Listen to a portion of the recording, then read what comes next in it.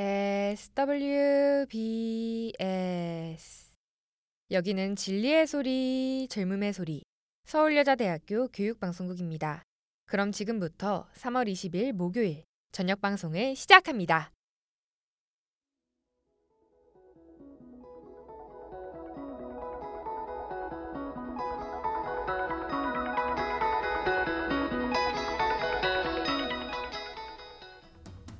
쉰이들이 똑똑해지는 라디오 슈똥라 목요일 방송을 시작합니다. 안녕하세요, 이하은입니다. 안녕하세요, 곽세진입니다.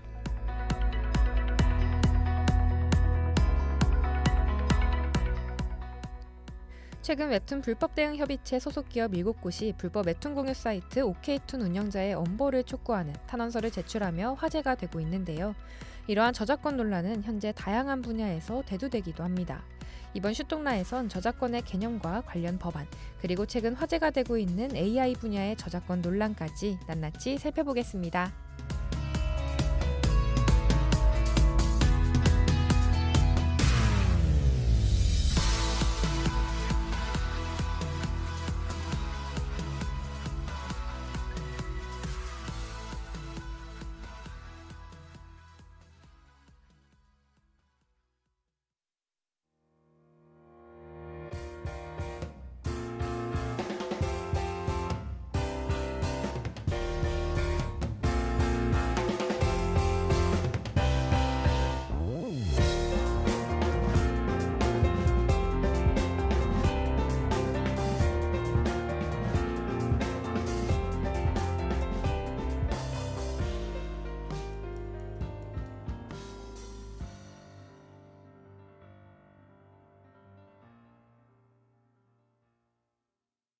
요즘 뉴스나 기사들을 보니 저작권과 관련된 이슈들이 많더라고요. 특히 웹툰 업계에서 OK툰 사이트 운영자의 엄벌을 촉구하는 탄원서를 제출하는 일이 있었다고 하던데 이에 대해 자세히 알려주실 수 있나요?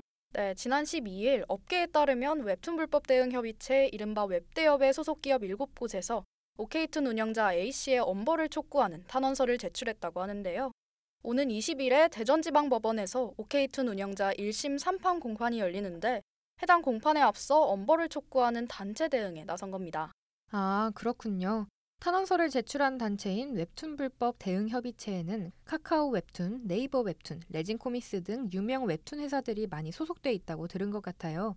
그런데 기자님, 웹대협이 특별히 탄원서까지 제출할 정도로 A씨의 엄벌을 촉구하는 데는 이유가 있을 것 같은데요. 네, 이번 탄원서 제출의 이유로는 저작권 보호의 중요성을 강조하고 또 불법 웹툰 시장의 유통을 근절하기 위함으로 알려졌습니다.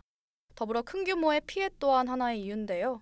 우선 OK툰은 국내 저작권 침해 웹사이트로 게시물 수, 트래픽, 사용자 수가 최상위권에 이른다고 합니다. 1만 개의 웹툰 및 80만 회차의 저작권을 침해했고 이는 웹대협에 의하면 금전적 피해로 환산할 경우 최대 494억 원으로 추산된다고 합니다. 와, 494억 원이라니 생각보다도 더 큰 규모의 피해인데요. 사실 피해 규모도 놀랍지만 사용자가 많다는 것도 충격적으로 다가오네요. 그런데 기자님, OK툰 운영자의 이러한 불법 행위가 처음이 아니라면서요? 맞습니다. 피고인은 이전에도 국내 최대 불법 영상 스트리밍 사이트 누누TV를 운영한 전력이 있었는데요. 누누TV는 한 차례 사이트 폐쇄 조치를 당했었지만 운영자는 곧바로 새로운 불법 사이트인 TV위키, OK툰을 또 개설해 지속적으로 저작권 침해 행위를 반복했다고 합니다. 심지어 한 번이 아닌 반복해서 이런 일을 벌이고 있다니 법에 의한 더 강력한 처벌이 시급해 보이네요. 그럼 여기서 OK툰 사태에 관해 부정적으로 생각하시는 시민분의 의견 들어보겠습니다. 이번에 뉴스를 보다 보니까 OK툰 관련해서 이야기가 나오더라고요. 워낙 많은 작품이 있고 많은 사람들이 쓰다 보니까 이전에 친구들이 이야기하는 걸 들은 적이 있는데 불법인 걸 알면서도 쓰게 되는 그게 좀 안타까웠어요. 사실 저작권이 소비하는 개인부터가 잘 지켜줘야 그 창작자를 보호할 수 있다고 생각하는데 OK툰 같은 건 완전 창작자를 보호하지 못하니까 처벌을 세게 해야 한다고 생각해요. 시민분께선 저작권법을 침해하는 행위에 대한 더 엄중한 처벌이 필요하다고 생각하시는 것 같네요. 저작권에 관한 이슈에 대해 계속 이야기 나누다 보니 저작권이란 정확히 무엇인지 궁금해지는데요. 이에 대해 자세히 알려주실 수 있나요? 네, 우선 저작권이란 창작물을 만든 이가 자신의 저작물에 대해 가지는 배타적인 법적 권리를 말합니다. 시, 소설, 음악, 컴퓨터 프로그램 등 말 그대로 저작물에 대해 갖는 권리죠. 예를 들어 소설가가 소설 작품을 창작한 경우 연극 등으로 공연할 수 있는 공연권, 원고 그대로를 배포할 수 있는 복제 배포권, 방송으로 제작 가능한 방송권 등 다양한 권리를 가지게 되는데요. 이러한 여러 가지 권리 전체를 통틀어 저작권이라고 말하는 겁니다. 아, 저작권이 저작물 자체에 관한 권리뿐만 아니라 다른 형태로 만들 수 있는 다양한 권리를 통칭하는 말이었군요. 그런데 기자님, 저작권이 저작 재산권 그리고 저작 인격권으로 나뉜다는 정보를 본 적이 있는데 맞나요? 네, 잘 알고 계시네요. 우선 저작 재산권에 관해 말씀드리자면 저작권은 토지처럼 매매, 상속, 대여 등이 가능한데요. 만약 허락 없이 저작물을 사용하면 민사소송 등 손해배상 청구가 가능합니다. 반대로 경제적 대가를 받는 조건으로 양도, 대여 등을 통해 사용을 허락할 수도 있죠. 이러한 경제적 측면을 저작 재산권이라고 합니다. 그리고 저작 인격권은 소설을 예로 들자면 한 소설 작품을 연극 등으로 만든다고 해도 제목, 내용이 바뀌지 않도록 동일성을 유지하는 권리, 또 소설가를 표시하는 성명 표시권 등 저작자의 인격을 보호하는 것을 말합니다. 아, 그러니까 경제적인 측면과 인격 보호의 측면으로 나뉘는 거군요. 이 이야기를 듣다 보니 물건의 소유권처럼 저작권도 꼭 보호받아야 할 권리라는 생각이 드네요. 그런데 기자님, 이러한 권한이 제한되는 경우도 있다고요? 네, 맞습니다. 비영리 목적의 개인적인 이용이나 교육 목적, 혹은 뉴스 보도 등을 위한 경우 저작재산권이 일부 제한되는 경우도 있긴 합니다. 그렇군요. 그럼 여기서 저작권 보호에 관해 긍정적으로 생각하시는 시민분의 의견 들어보겠습니다. 부분에 대해서는 초등학생 때부터 온라인이나 교육으로 많이 들었는데요. 사실 음악이나 작품 이런 거 저작권을 하나하나 신경 쓰기가 어렵다고 생각하지만 또 한편으론 창작자를 보호하는 게 무조건 중요하다고 생각합니다. 그래서 저는 일상에서도 그림이나 음악 같은 거 하나 쓰게 될 때도 무조건 저작권을 지키는 방법을 찾아보고 쓰는 편이에요. 아무래도 그래야 저도 뭔가를 만들어냈을 때 저작권을 서로 보호받는 사회가 될 것 같아서요. 시민분께선 창작자의 권리인 저작권이 꼭 보호받아야 한다고 생각하시는 것 같네요. 계속해서 기자님과 저작권에 관한 이야기 나누고 있는데요. 기자님, 저작권 및 관련 법안은 언제부터 만들어지게 된 건가요? 네, 우선 저작물에 관한 인식은 15세기 출판 인쇄술의 발명, 그리고 대량 복제의 시작으로 태동됐습니다. 하지만 이는 완전한 권리 개념은 아니었고요. 이후 1684년 독일 황제 칙령에 의해 권리로서 처음 인정받게 됩니다. 이후 세계 최초의 저작권법인 1709년 영국 앤여왕법이 생겨나게 되죠. 그렇군요.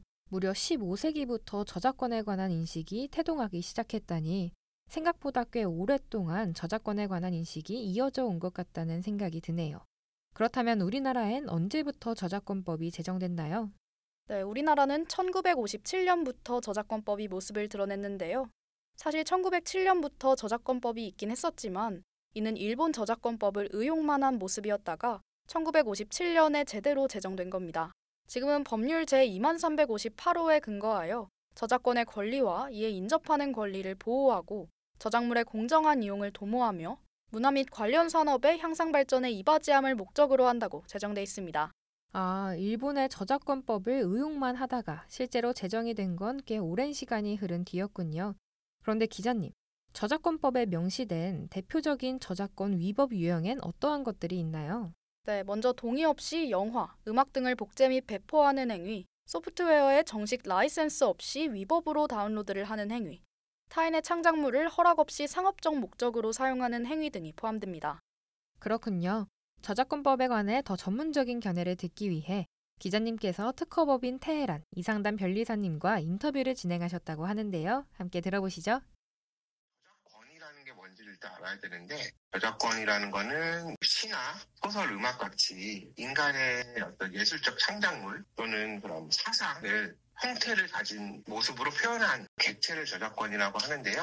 저작권법에서는 이러한 저작물에 대해서 저작권자에게 권리가 있음을 규정을 하고 있습니다. 위반을 했다, 그러니까 처벌을 한다라는 거는 법에서 정해서 이제 처벌을 하고 있는데요. 일단 법적으로는 5년 이하의 징역과 5천만 원 이하의 손해배상 청구가 가능하다라고 규정이 되어 있는데요. 그러면 저작권법을 위반을 했다는 건 뭐냐면 타인이 가지고 있는 저작권을 불법적으로 합의가 되지 않은 상태에서 무단으로 복제하거나 무단으로 공연하든가 전시를 한다든가 방송을 통해서 전송을 하고 배포하는 이런 2차 저작물을 만드는 것을 저작권법 위반이라고 하고 있습니다. 저작권이 이제 침탈되었다라고 했을 때 가장 중요한 것은 그 저작권이 내 거다라는 거를 상대방에게 입증을 할 수 있어야 되잖아요. 예를 들어서 요즘 같은 경우는 SNS를 통해서 창작물이 있으면 업로드를 한다던가 사진을 찍었으면 핸드폰에 몇 월 며칠자 이 저작물이 찍혀 있는 사진이 있을 거 아니에요. 그런 것들을 확보를 하시고 그럼 침탈된 사람에게 사진 증거를 통해서 경고를 1차적으로 하게 될 거고요. 앞서 OK툰, 누누TV에 관해 피고인이 여러 번 저작권에 관한 불법적인 일을 반복했다고 말씀해 주셨잖아요. 이러한 일이 발생한 걸 보면 분명 저작권법에 허점이 있는 것은 아닐까 하는 생각이 드는데요. 어떤 허점들이 존재하는지 알려주실 수 있나요? 네, 실제로 저작권법 그리고 정부의 저작권 보호 제도가 존재한다곤 하지만 실제 창작자가 권리를 보장받지 못하는 경우도 있다고 합니다.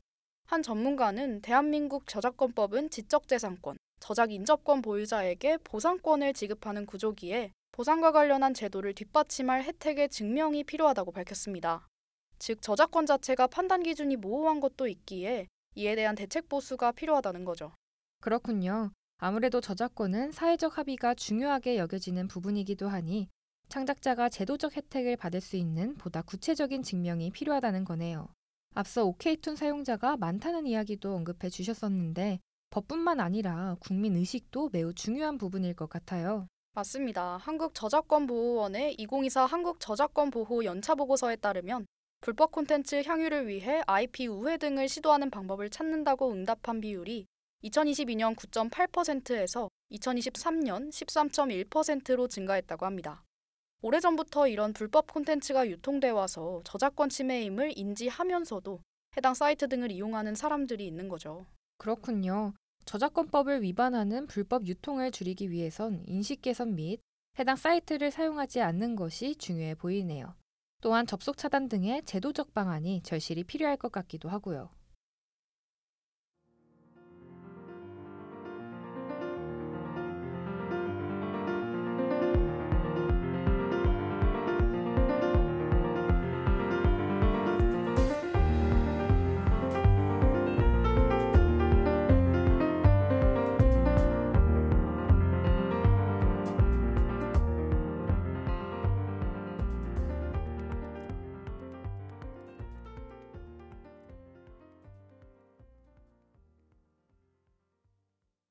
최근 AI 기술이 급격히 발전하며 AI 학습물과 관련해 저작권 문제가 대두되고 있는 것으로 알고 있는데요. 저작권법 개정안 등의 논의가 활발하게 이루어지고 있다고 하죠. 네, 잘 알고 계시네요. 최근 인공지능의 발전으로 AI 학습에 매우 많은 창작물 및 데이터가 사용되는데요. 인간의 고유 활동이었던 창작의 영역을 AI가 개입하는 일이 늘고 있기도 하고 AI와 인간의 산출물 구분에 관해서도 저작권 쟁점이 많이 생겨나고 있습니다. 전문가들은 AI 기술 개발 및 관련 산업 발전을 고려하면서도 창작자를 보호할 수 있는 합리적인 논의가 필요하다고 말합니다. 그렇군요. AI 학습과 관련해 창작물을 제공해주지 않을 수도 없지만 또 한편으론 저작권 문제가 존재하기에 합의점을 잘 찾는 게 중요해 보이네요. 기자님, AI 학습 및 저작권과 관련해 해외에서도 많은 논의가 진행되고 있다고 하죠. 맞습니다. 최근 전 세계적으로 AI 생성 콘텐츠 규제 움직임이 확산되고 있는데요. 유럽연합은 지난 8월 AI법을 발효해 라벨링 의무화를 실시한다고 밝혔으며 미국은 AI 콘텐츠 라벨링 및 탐지를 위한 가이드라인을 개발 및 추진하고 있다고 합니다. 하지만 라벨링만으로는 지적재산권 침해 등 근본적 문제를 해결하긴 어렵다는 지적이 존재하기도 합니다. 그렇군요.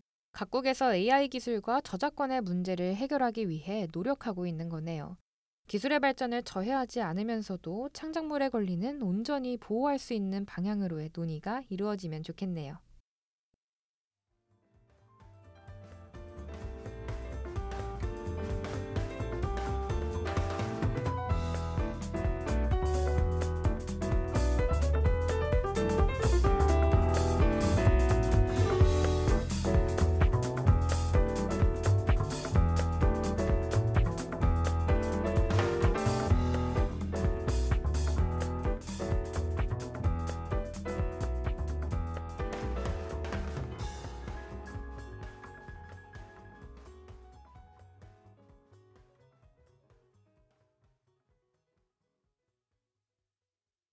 기자님, 가끔 학교 발표 등으로 콘텐츠를 제작하는 일이 종종 있는데요. 그럴 때마다 이미지와 음원 등의 사용과 관련해 내가 저작권을 침해하는 행동을 하고 있는 건 아닌가 하는 고민이 될 때가 있어요.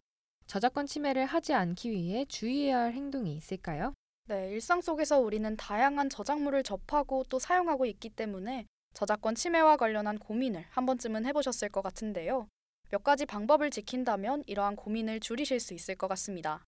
우선 저작권의 범위를 꼼꼼하게 확인하고 사용 허가를 받아야 합니다.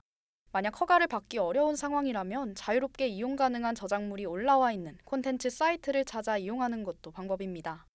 아무래도 가장 중요한 건 창작자를 또 창작물을 존중하는 태도를 가지는 것이라는 생각이 드네요. 기자님께서 알려주신 방법대로 저작권 침해의 소지가 없는 사이트를 한번 찾아봐야겠어요. 좋습니다. 그리고 소비자뿐만 아니라 창작자 자신의 역할도 중요한데요. 창작물을 보호하기 위해 모든 작품에 명확한 저작권 표시를 하는 것 또한 침해를 방지할 수 있는 방법입니다. 그렇군요. 저작권을 침해하거나 또 침해받지 않도록 각자의 자리에서 최선을 다해 노력해야겠네요.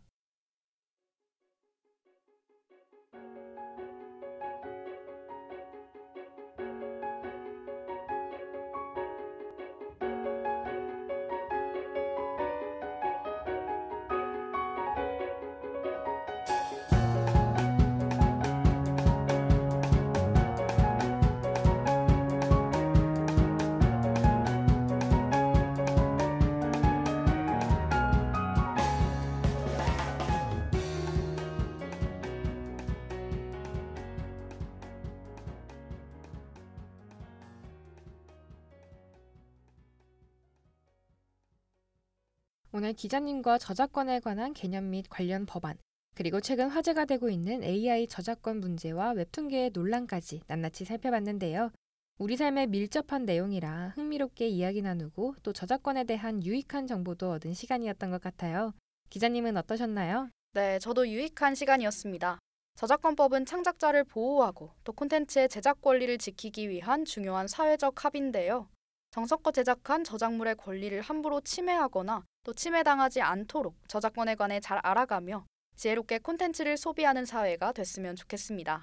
네, 그럼 오늘의 슈똥란은 여기서 마치겠습니다. 더 유익한 주제로 또 만나요. 여러분 감사합니다.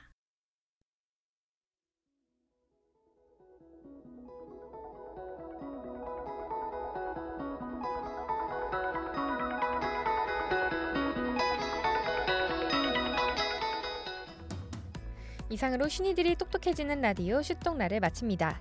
지금까지 제작에 제53기 보도부장 국어국문학과 3학년 곽세진, 기술에 제53기 기술부장 디지털영상전공 3학년 박지유, 진행에 제53기 아나운서부장 저널리즘 전공 3학년 이하은, 제53기 보도부장 국어국문학과 3학년 곽세진이었습니다.